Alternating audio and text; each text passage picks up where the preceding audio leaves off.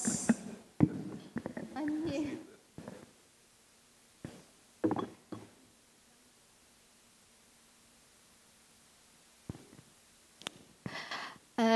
Welcome back, everyone.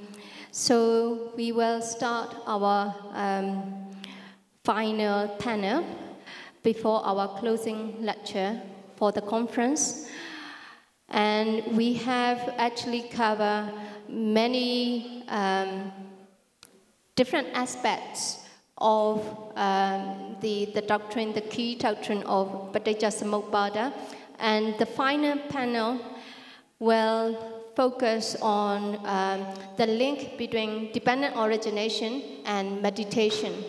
And so this is here where we explore how, if and how we can actually apply the doctrine of Paticcasamuppada in meditation, in practice.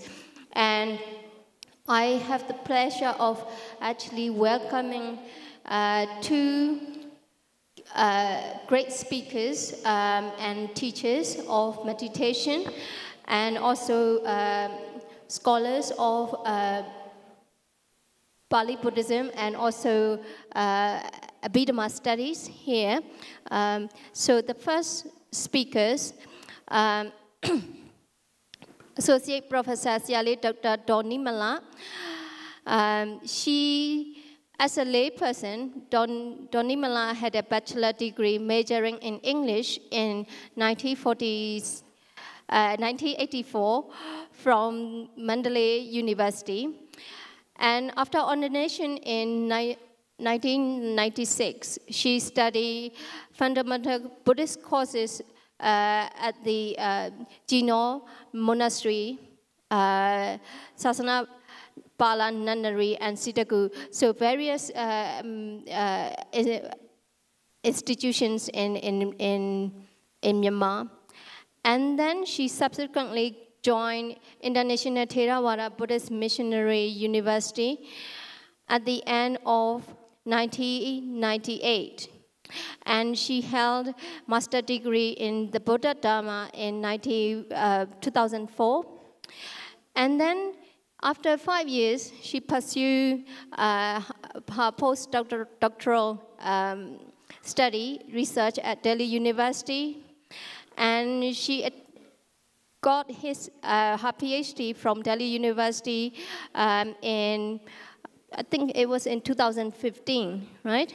And now she's currently an associate professor at Department of Vipassana at IDBMU and a lecturer here at SSBU. So she's actually our lecturer in Theravada Buddhist meditation at SSBU. So it's my pleasure to invite Venerable Siale Donnimala. The most venerable Mahasangha, the honorary chairperson, the distinguished guests, eminent scholars from home and abroad, and dear Dhammas brothers and sisters. First of all, I would like to thank to our Rector CRO, Dr. Khammai Dhammasami, for giving me this opportunity to present in such an intellectual gathering in honor of his 54th birthday celebration. So, and I also would like to thank Dr. DPhil, our dean, for encouraging and pushing me to write a paper. So, as we have mentioned here, my topic is the impact and implication of Paticcasamuppada on insight meditation with reference to Mogok meditation tradition. So, to begin with, I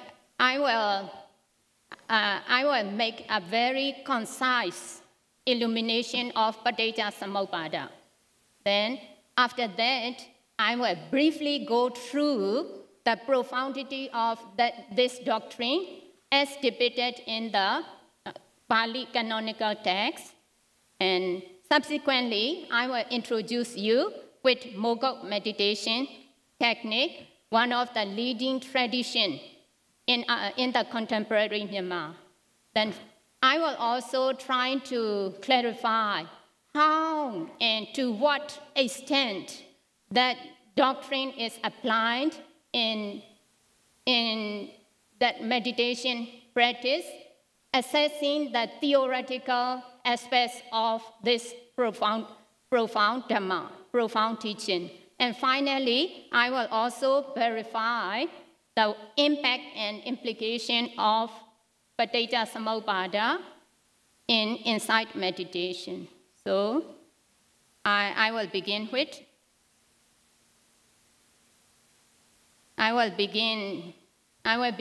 a very concise illumination of Paticca Samuppada.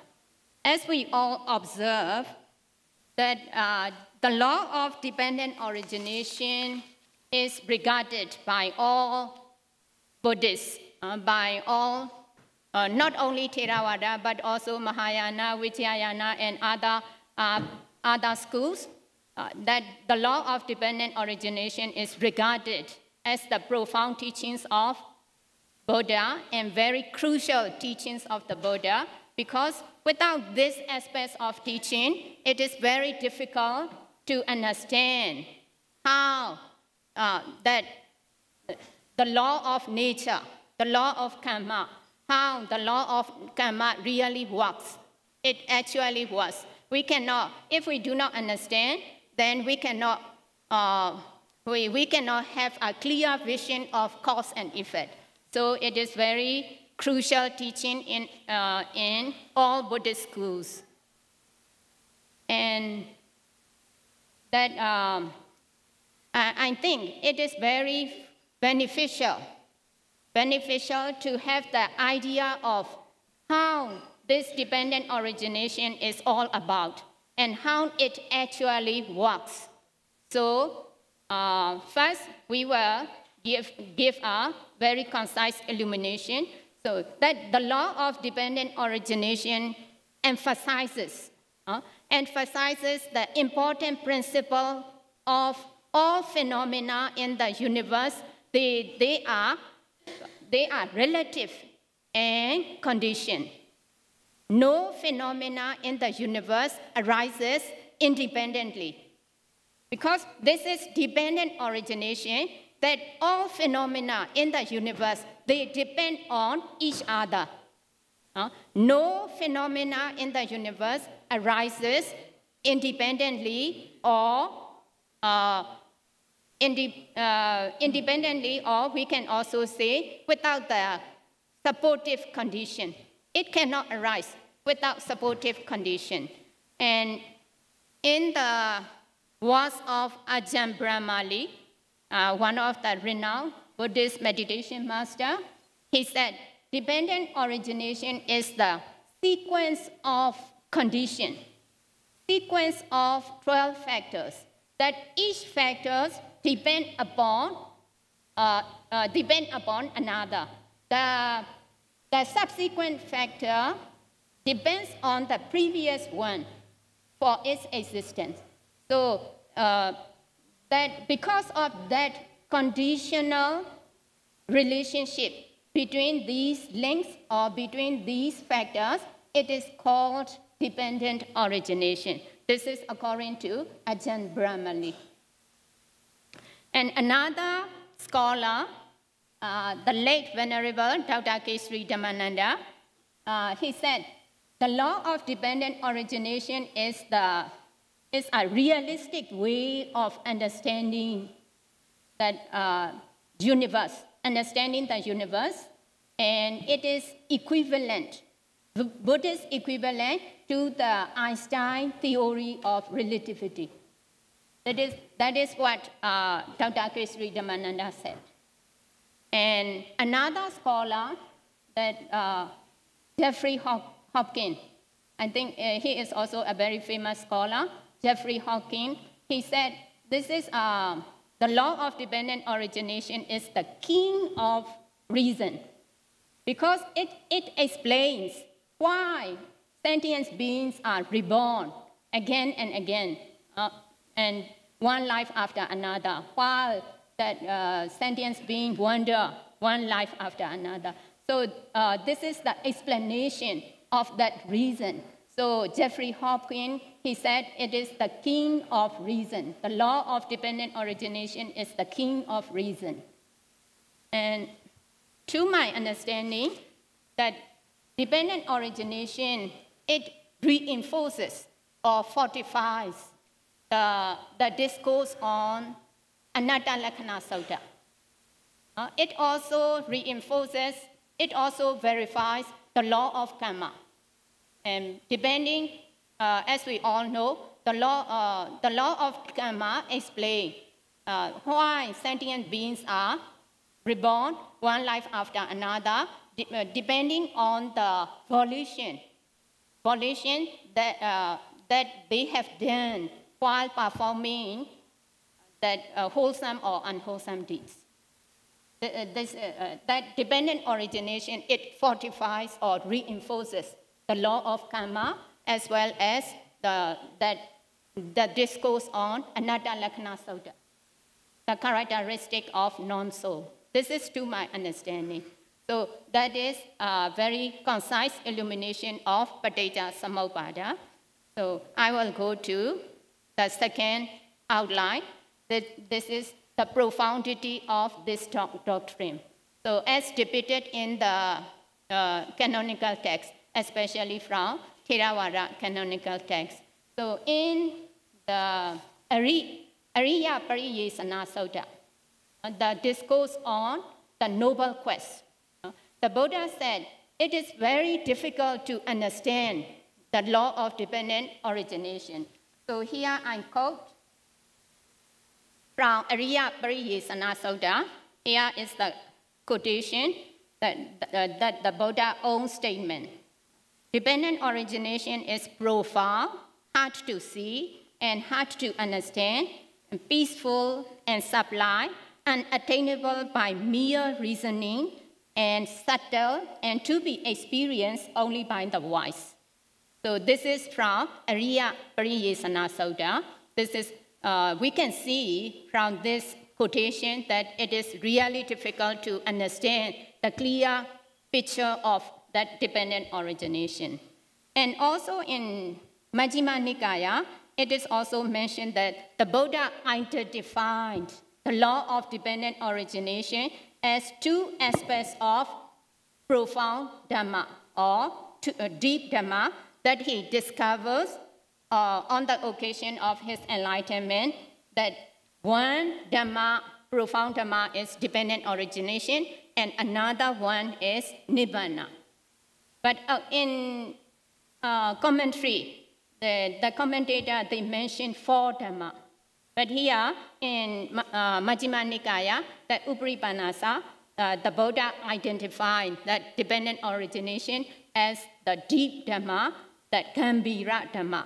One, that dependent origination is one aspect, and another one is Nibbana. So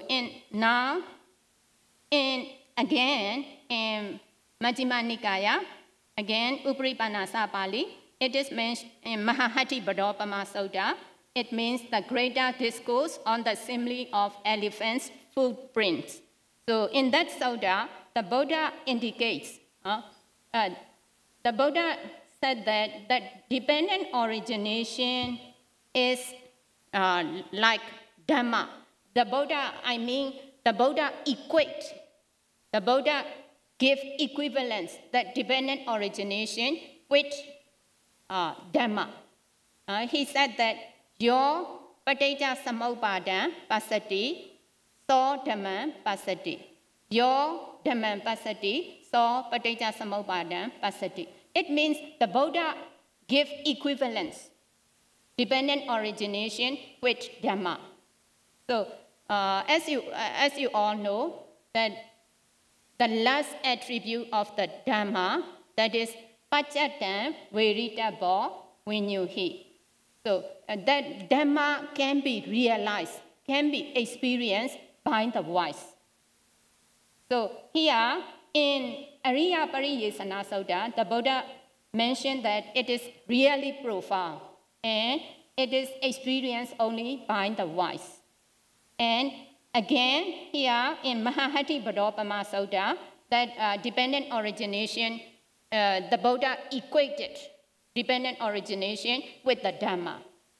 So dependent origination itself is difficult. Then Dhamma, the last attribute of the Dhamma, is also, it is experienced only by the wise. So these have connection and they are quite relevant, I think. And another discourses from Nidana Samyutta, several discourses that the Buddha, several Buddhas, like 7 previous Buddha, like Vipassi, Vissabhu, including the Buddha, the Gautama Buddha, they attained enlightenment by investigation of that 12 factors of dependent origination. Sometimes we can see that the Buddha attained enlightenment through the Noble Eightfold Path. Here, in that Nidana Samyutta, it is mentioned that including the Gautama Buddha, the previous 7 Buddha, they attained enlightenment by investigation, through the investigation of the 12 factors, 12 links that we will discuss later, the 12 factors. By investigation of 12 factors, the Buddha and they attain enlightenment. So we can see from these quotations, we can see that understanding of Paticca Samuppada is a key to attain enlightenment for liberation. I mean liberation. So this is the profundity of Paticca Samuppada as mentioned in the Pali canonical text, Theravada canonical text. So this is the second outline of my presentation. So now we are going to the third outline. This is, I will introduce you with Mogok meditation techniques. I think our local audience are quite familiar with Mogok meditation technique, but for overseas scholars, I think I need to introduce a little bit. And after that, I will say how this dependent origination is applied in practical approach, in practice. So that the law of that Mogok tradition, Mogok actually is the name of a town or a city. It is famous for precious gem. It is a gem that is called, we call ruby. That Mogok is famous for ruby. It is a ruby land actually. So that Venerable Vimala, he is a Abhidhammic scholar. Before the Second World War, he taught Abhidhamma, Niya Mandalay, that Amara Buddha. He taught Abhidhamma. But when the Second World War broke out, then he stopped teaching and he went to the forest and he practiced meditation in a cave he practiced. That cave is not far from Mogok, not far from that ruby land. So he practiced 4 years successively in a cave. When the Second World War was over, then he stopped his meditation and he started to give meditation instruction in Mogok. So he came to be known as Mogok Sayadaw, like our Oxford Sayadaw. Oxford Sayadaw, he got his doctorate degree from Oxford. Now in our country, that our Rector Sayadaw came to be known as Oxford Sayadaw. Yeah, also that Venerable Vimala, he practiced meditation near Mogok and he gave meditation instruction in Mogok. So he started to be known as Mogok Sayadaw, and the way he taught is Mogok meditation technique. In our country, there are various meditation techniques. I think most of you have already heard about that. to my understanding, as far as my knowledge is concerned, at the present moment, there are 17 meditation techniques in our country. 17, like Mahasi, Mogok, Ha'ao, Ingu, and up to like 2015. But later, there may be some development also, like the Bhava Dhamma Tayayita. This is the Bhava Dhamma meditation technique also. But in my research work, I did not include. To my understanding, there are 17 meditation techniques in our country. So why did I choose this Mogok technique amongst 17? Because that amongst 17, that Mogok meditation technique is the only one that gives emphasis on dependent origination. Like Mahasi meditation techniques, it gives emphasis on the Mahasatipatthana Sutta. He focused, that Mahasi Sayadaw focused on Mahasatipatthana Sutta. Ha'ao Sayadaw, he focused on Visuddhimagga. But here, Mogok Sayadaw, being he is an academic scholar, he gave emphasis on that dependent origination. So how did Mogok Sayadaw teach us? How did Mogok Sayadaw give meditation instruction? There are three principles that when he gives instruction. The first one is removal of Sakkaya Ditthi. This is Sakkaya Ditthi is the notion of personality belief, that true theoretical. First, Mogok Sayadaw suggested the practitioner to remove that Sakkaya Ditthi, the notion of personality belief, through theoretical knowledge. Before they practice meditation, they have to remove that Sakkaya Ditthi. That is according to that Mogok Sayadaw. But it will be very awkward for some people, because if we remove that Sakkaya Ditthi, then it is not necessary to practice meditation anymore, some people may think. But that removal of Sakkaya Ditthi here is just conceptual understanding, conceptual removal, not ultimate removal. Because through the theoretical knowledge, that the practitioner should remove that Sakkaya Ditthi first, and after that, the practitioner should focus on the in-breath and out-breath, and after that, they have to observe the arising and passing away of all phenomena, either physical or mental, but he stressed on the Vedana Nupassana and Citta Nupassana. So, and he also, when he teaches that Vipassana, he designed a diagram, that diagram of dependent origination. So, this diagram is actually for average practitioner. So there are 8 categories in this diagram. These 8 categories are that 2 roots and 2 truths and 4 groups, 12 factors, and 3 links or connection.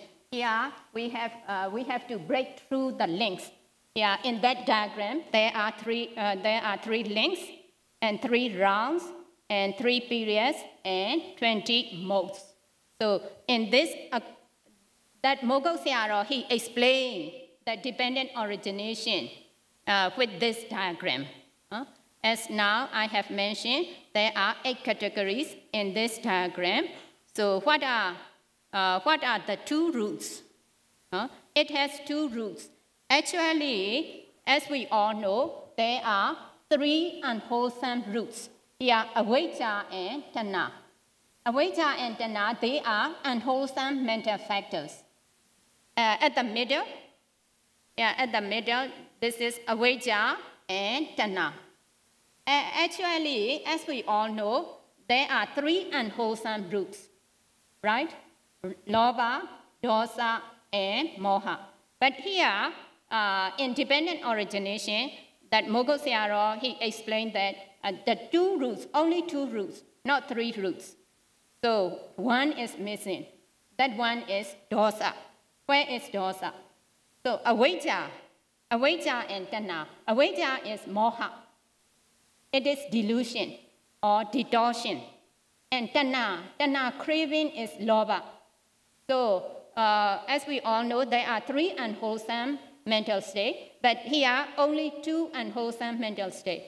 So dosa is missing. So where is that dosa? Actually, that lobha and moha, they are the causes of dosa. Because if we have that ignorance and craving, then we crave. Out of ignorance, we crave for something.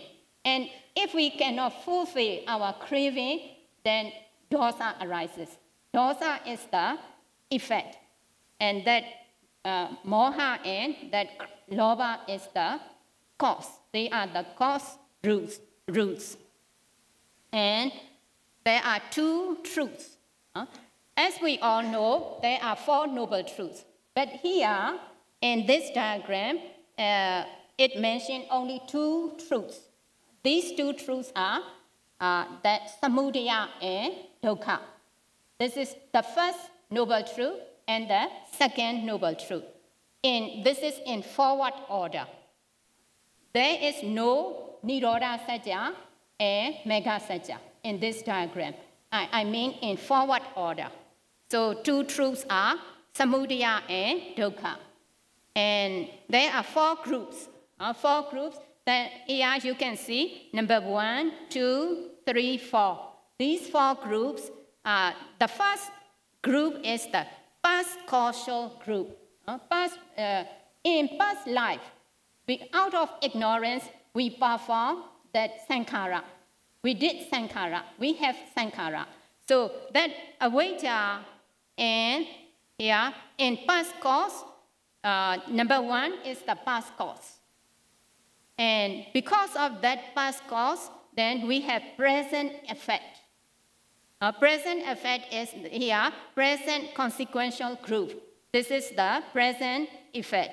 That present effect becomes the present cause to have another group 3. Yeah, because of that second group, then we have that second group is the present consequential group, and the third one is it becomes the causal group. So present causal group, because of that present cause, then we have future effect. So here in this diagram, we can see 4 groups: past cause, present effect, and present cause and future effect. So we can see these 4.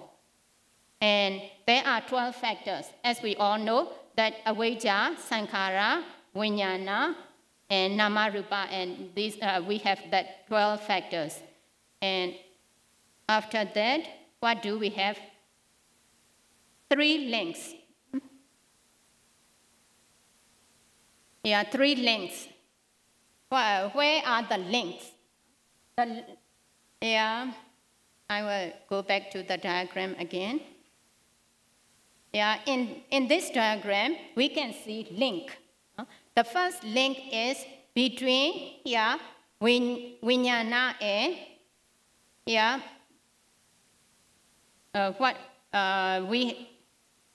we have 3 links. That the first link is between that volition. Volition is sankhara. Sankhara and vijnana. This is the first link. The second link is between vedana and tanha. The third one is that bhava and jati. So here we can go to that link again. Yeah, we have to break through. The theme of this conference is breaking through the links. So how can we break through the links? The first link is that sankhara. Sankhara is formation. Formation and vijnana. That vijnana is rebirth linking consciousness. So it happens in the past life. We have already sankhara. And because of that sankhara, we have that patisandhi vijnana. So now we are born as a human being. So we cannot break that link between that sankhara and vijnana. We cannot break anymore because we have already done. Because of in past life, we have that sankhara. Out of ignorance, we perform that either meritorious deeds or demerits. But we have already done, and we cannot break that link, the first link. That link is that between sankhara and vijnana. Vijnana is that patisandhi vijnana. So this is already over. We can't change anymore. But how we can change, we can break the second link. The second link is that between Vedana and Tanha. This is at the present moment, in the present life. So that how can we break that between that Vedana and Tanha? Mogul Sayadaw, he proclaimed that the Buddha attained enlightenment that between Vedana and Tanha. He attained enlightenment like in the conceptual way. He attained enlightenment under the body tree in Bodh Gaya. But in ultimate sense, the Buddha attained enlightenment between Vedana and Tanha. It means the Buddha